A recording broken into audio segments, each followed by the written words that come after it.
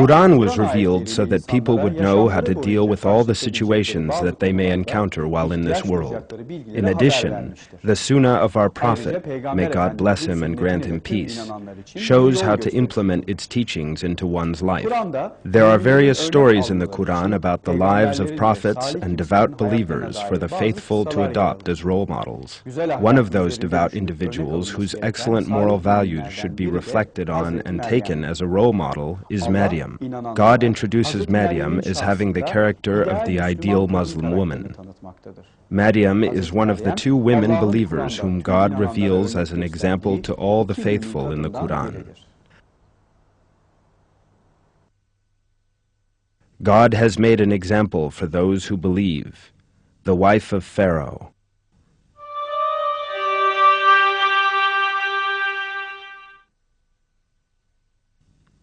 And Maryam, the daughter of Imran, who guarded her chastity. We breathed our spirit into her, and she confirmed the words of her Lord and his book, and was one of the obedient.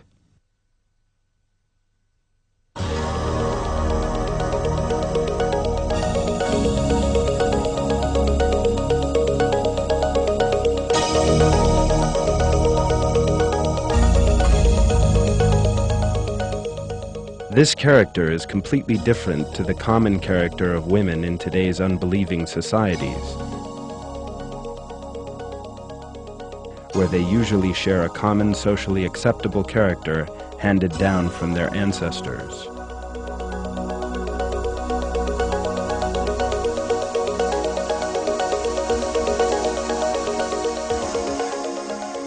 In these societies, men and women are expected to conform to very different sets of character traits.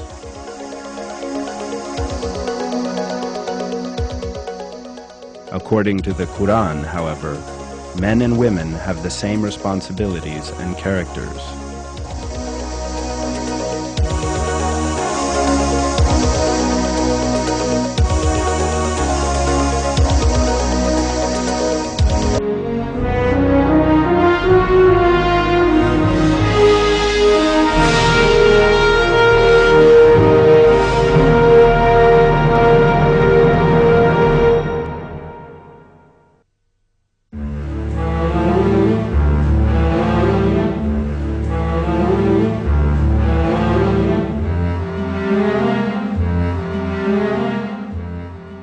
According to historical sources, God honored Maryam, who lived approximately 2 millennia ago, with the birth of Prophet Isa, peace be upon him. Maryam was born in Palestine, which was under the dominion of the Roman Empire at that time. She was a Jewess and lived in the Jewish community.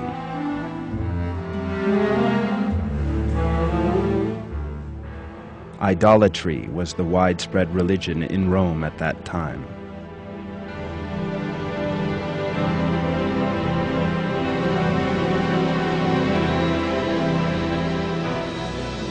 The Jews, on the other hand, had adopted false beliefs.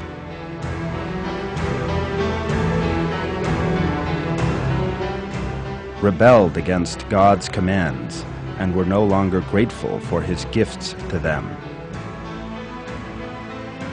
Some of them even murdered the prophets sent to them by the grace of God.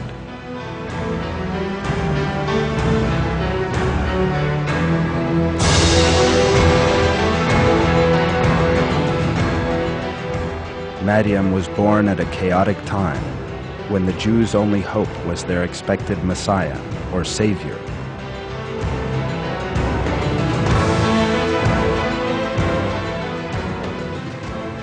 As someone chosen by God, she represented proper moral values and the true religion among these people's distorted and ignorant beliefs. Maryam was from the Imran family, whom the Quran describes as specially chosen.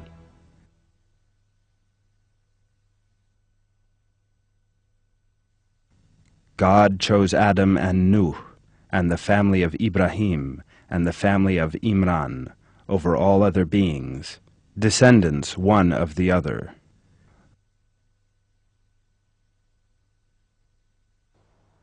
When Imran's wife, a sincere believer, found out that she was pregnant with Maryam, she immediately prayed to God. She promised that she would dedicate her child to him. When she gave birth to a girl, she named her Maryam, which means Abida in Arabic, in other words, God's worshipper. With her faith, behavior, and moral values, Maryam became a major role model for all humanity.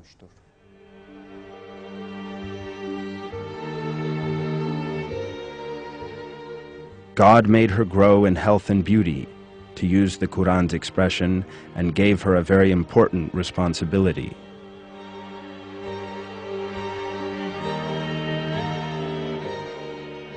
Maryam turned to God in all she did, sought his support and help, and knew that obeying his word would be sufficient for her.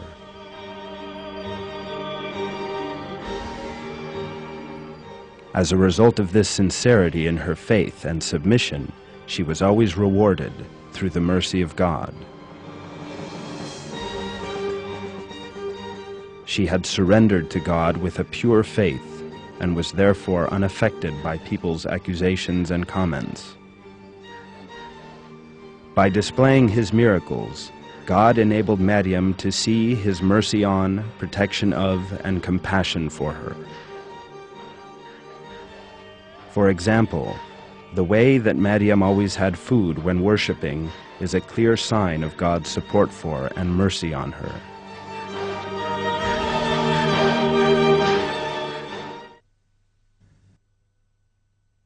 Her Lord accepted her with approval and made her grow in health and beauty. And Zakaria became her guardian. Every time Zakaria visited her in the sanctuary, he found food with her. He asked, "Maryam, how did you come by this?" She said, "It is from God. God provides for whoever he wills without any reckoning."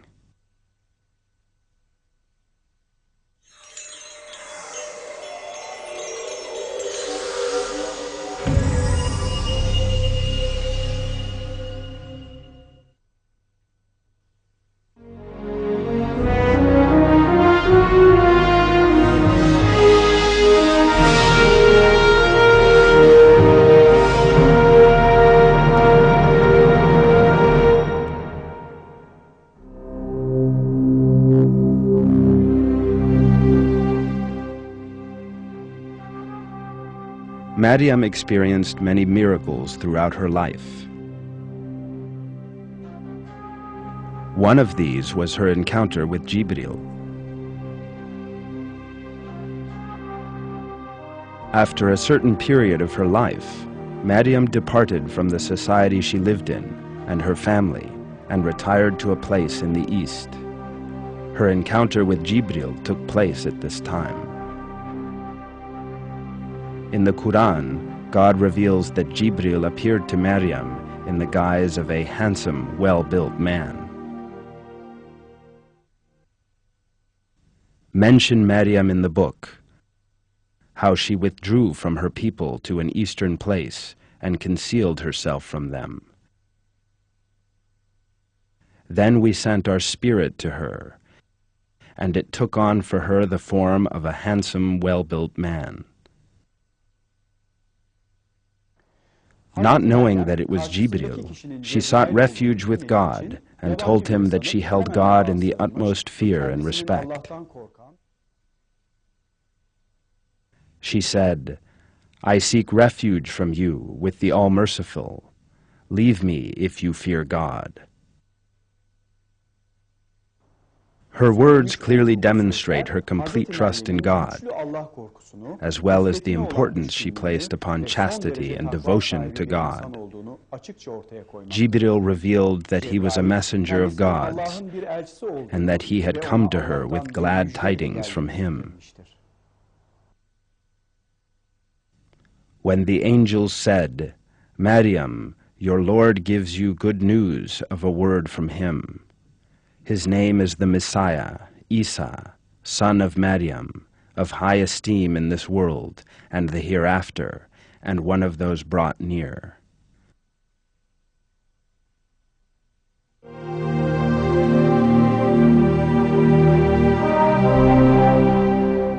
Maryam asked Jibril how she could have a child when no man had ever touched her.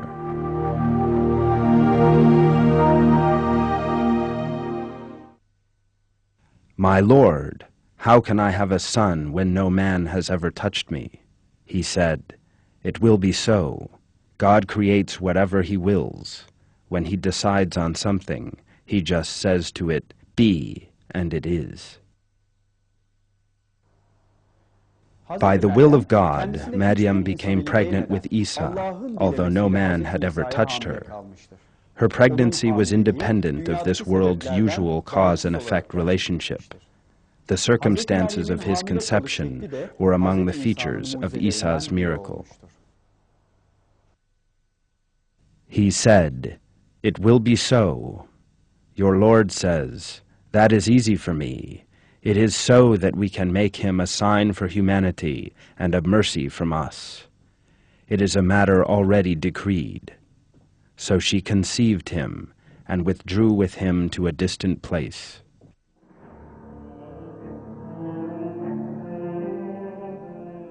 After she had conceived, at God's will, Maryam withdrew to an isolated place.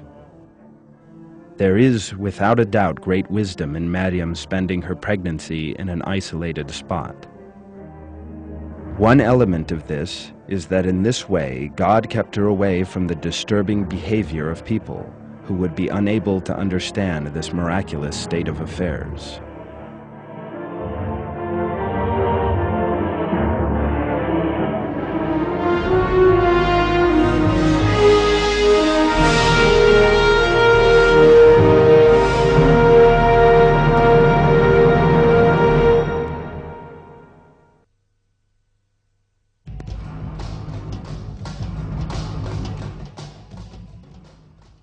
God fully supported Maryam throughout her pregnancy. It is very difficult for a woman to give birth, a potentially life-threatening experience, all alone, without medical equipment or a midwife's assistance. Nevertheless, Maryam overcame all of these difficulties by placing her complete trust in God. He helped her with revelations while she was struggling towards a date tree in the full throes of labor.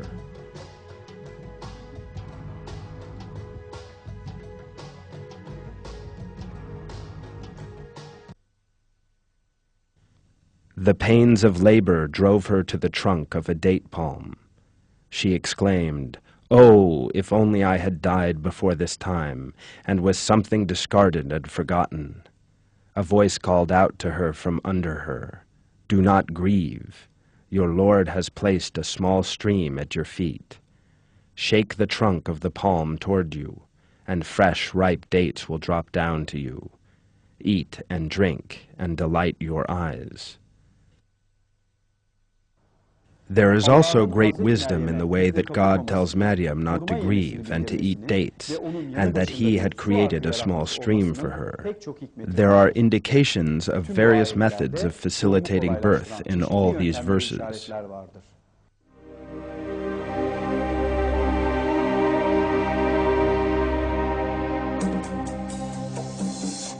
God commanded Maryam not to grieve, but to keep her spirits up.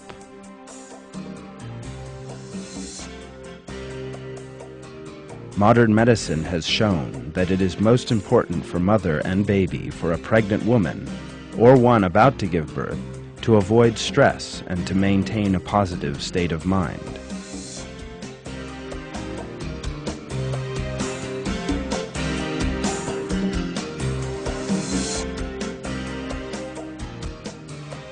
In the same verses, it is reported that God commanded Maryam, who was suffering from labor pains, to shake a date branch towards her. Doctors say that pulling something toward oneself during labor can have a positive effect on the muscles. In order to ease labor pains and help bring about a safe delivery, women are advised to do certain exercises that reduce pressure in the body and, therefore, the risk of complications during delivery.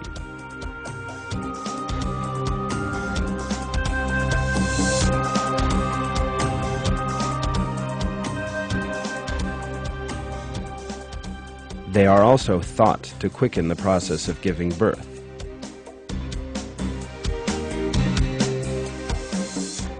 Another thing emphasized in the verses is dates. Today, such dates are considered to be a food and medicine. Scientists now know that dates contain more than 10 substances considered essential for the human body's well-being and continued good health.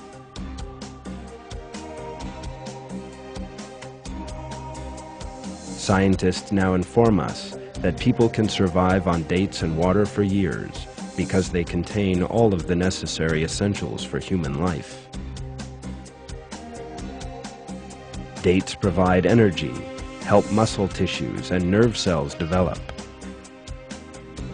and are especially beneficial for people weakened by illness or those suffering from exhaustion because of their high calorific value. Modern medical findings suggest that dates benefit women who are almost ready to give birth. Doctors now advise pregnant women to take fructose-containing foods on their due dates, for such foods provide energy used by the weakened body to revitalize itself. The substance known as oxytocin, which is found in dates, is used as a drug to make giving birth easier. Oxytocin is used in modern medicine to accelerate labor and is often referred to as rapid birth. It also increases the level of milk production following birth. We may list a few of the benefits from the vitamins and minerals in dates for the normal human body and during pregnancy, thus: they contain folic acid, an essential vitamin for pregnant women. It meets the body's need for potassium, caused by physical reactions and long-term nausea during pregnancy. It meets the body's increased need for vitamin A during pregnancy. Most fruits are poor in protein, but the protein in dates helps protect the body against disease and infections. The iron in dates prevents anemia during pregnancy. All of our current information on dates reveals God's infinite wisdom and grace upon Maryam, who, inspired by God, might have satisfied all her nutritional needs by eating dates, and thereby easing her child's birth. God knows best, of course. God created a stream for Maryam. In addition to dates, God also created a stream for Maryam. We know that water is important in various regards during pregnancy. Even just the sight or sound of water can automatically regulate the actions of the muscles.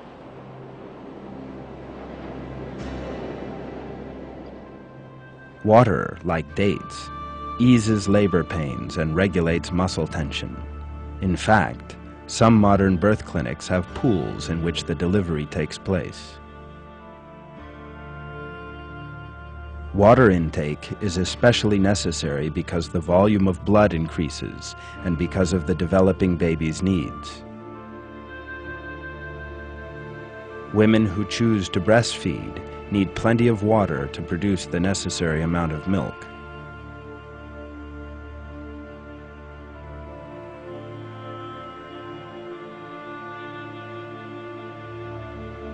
These facts, that science has only uncovered in our own time, reveal a great many miracles in the verses of the Quran dealing with Maryam's pregnancy.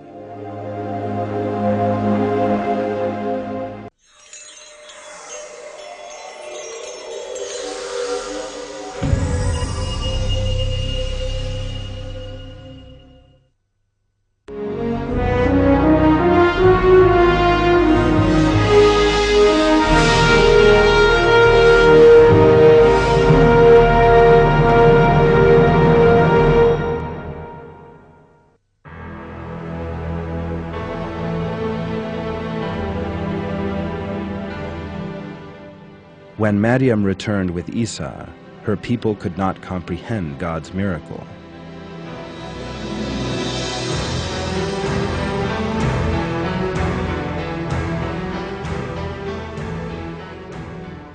Thus, they accused her of indecency and slandered her.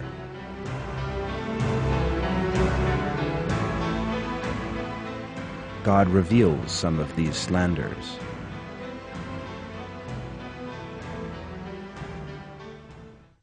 She brought him to her people, carrying him. They exclaimed, "Maryam, you have done an unthinkable thing. Sister of Harun, your father was not an evil man, nor was your mother an unchaste woman." No doubt this was a trial for Maryam. So, as always, she turned toward God and trusted in Him, knowing that He would defend her in the best possible way. God revealed to Maryam that when she returned to her people, she should say that she had vowed not to speak to anyone. If you should see anyone at all, just say, "I have made a vow of abstinence to the All-Merciful, and today I will not speak to any human being."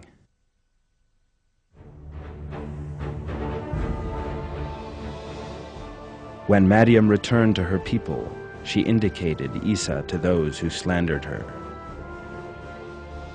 In this way, God performed a great miracle and caused Isa to speak while he was still in the cradle. God caused Isa to utter the explanation her people were expecting from Maryam, both exonerating her from the slanders and, through a miracle, telling the children of Israel about Isa's prophethood.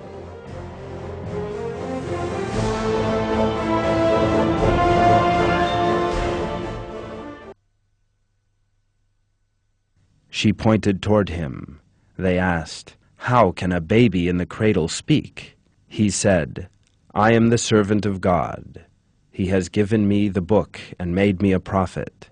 He has made me blessed wherever I am, directed me to perform prayer and give alms, zakat, as long as I live, and to show devotion to my mother. He has not made me insolent or arrogant. Peace be upon me the day I was born, and the day I die, and the day I am raised up again alive. That is Isa, son of Maryam, the word of truth about which they are in doubt."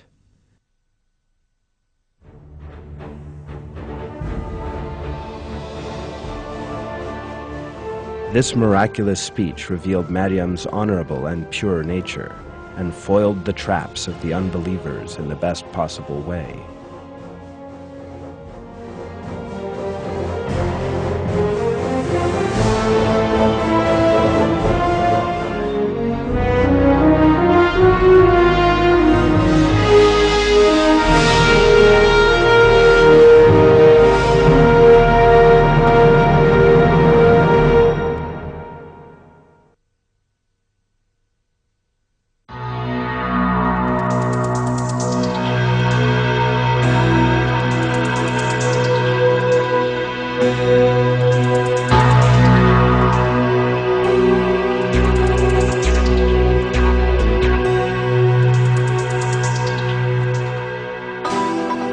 One very evident fact can be seen when one looks at the societies of the world in general.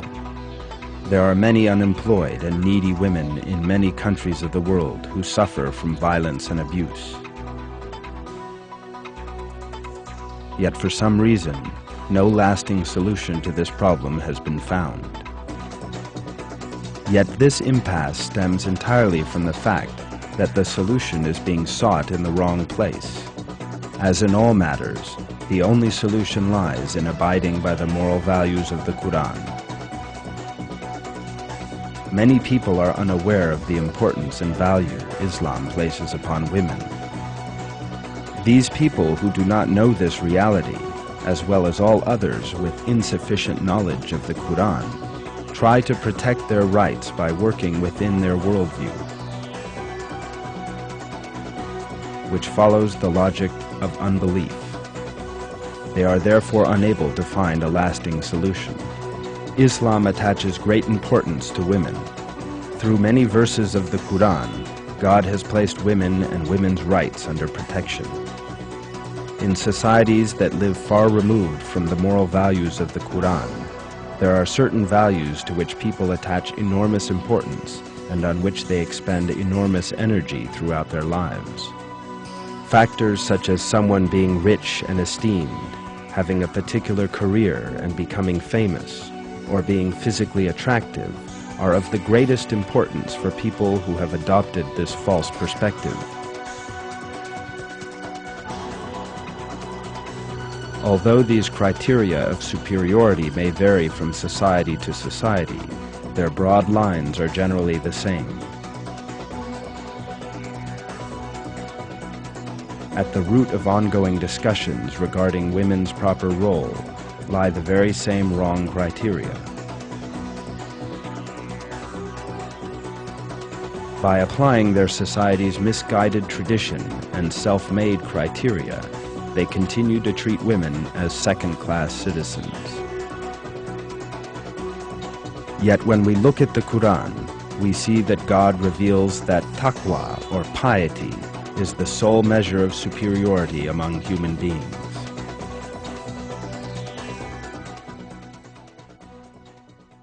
O humanity, we created you from a male and a female, and made you into peoples and tribes, so that you might come to know each other.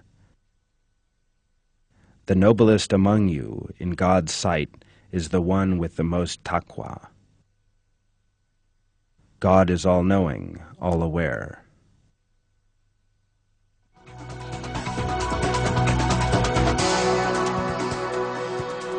Thus, those who measure superiority in terms of gender, physical strength, or any other value built upon unbelief are making a great mistake. The only superiority is that of faith and taqwa as revealed by God.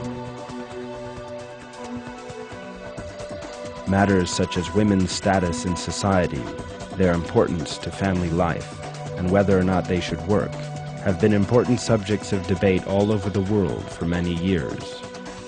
Yet for a Muslim, women's place in society is crystal clear, because Islam states that men and women are fully equal. According to Islamic moral values, what matters is not whether someone is a man or a woman, but their devotion to God with a deep faith and awed fear, and their striving to abide by the moral values of the Quran. It is these characteristics of people that will be appreciated in the sight of God. For women who abide by Quranic moral values, the question is not one of striving for equality with men, but in competing to commit auspicious deeds. Such competition shows that believers spend their lives doing all in their power to obtain God's approval.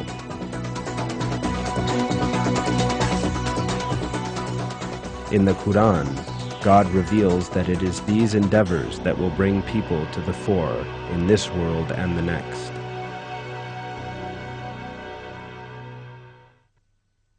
Such people are truly racing toward good things, and they are the first to reach them.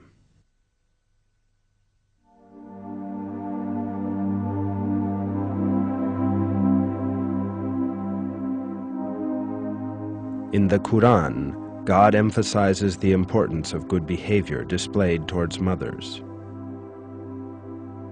Parents do their best to give their children a good education, a decent character, and teach them to act properly.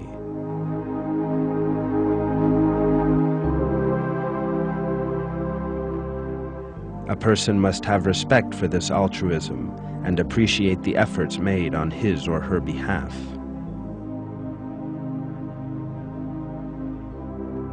God advises people not to forget their parents' selfless devotion to them and to treat them equally well.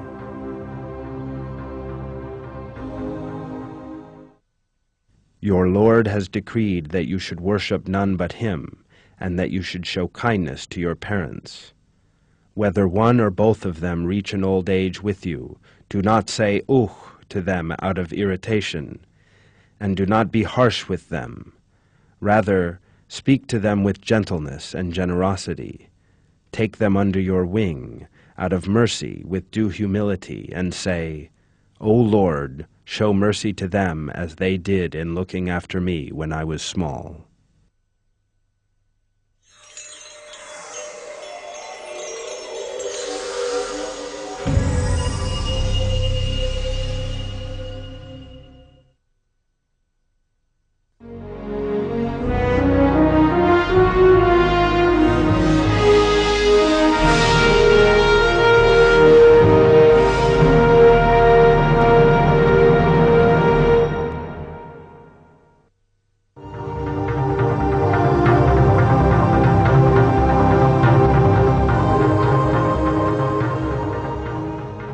It is a person's faith and fear of God that beautifies and strengthens their character, and that makes them superior.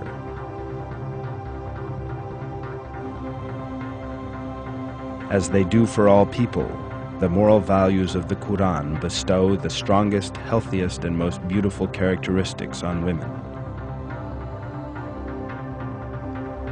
Muslim women believe in God with a true heart,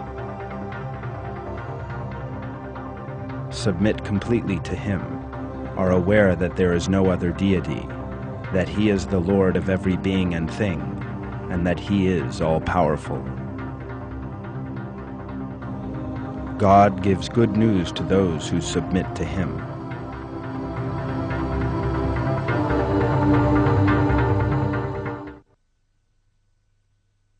Not so.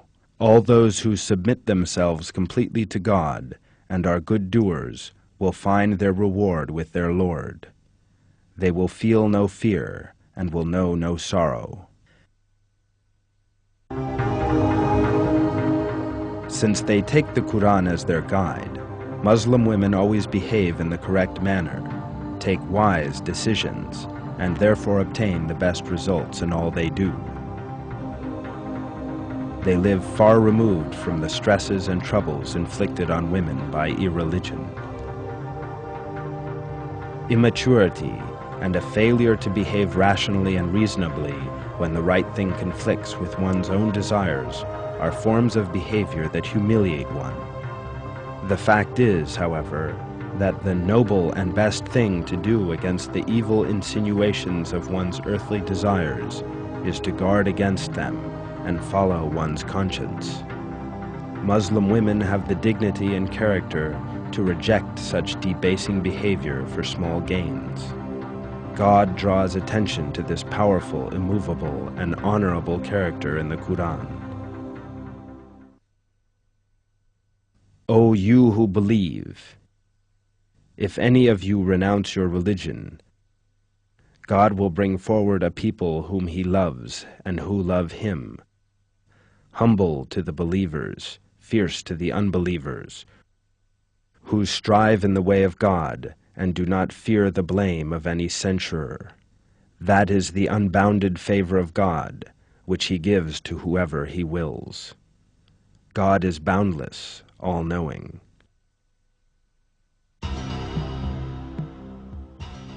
Unbelievers think that being emotional is an important part of the human character. According to this view, the resulting behavior is a feeling that needs to be experienced. Such behavioral defects as being angry, upset, and introverted, or weeping, complaining, and apathy are encouraged, for they supposedly come from the heart. This view is completely wrong. Muslim women know the selfish ego's qualities and how to fight them, for their personalities and lives are defined by the Quran.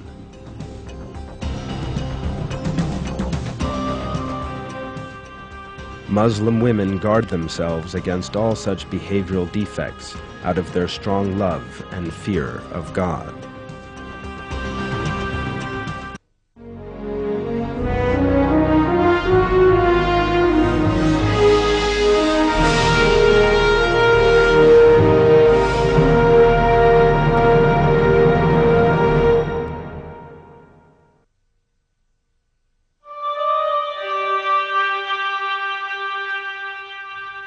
God has made Maryam a role model for all subsequent generations.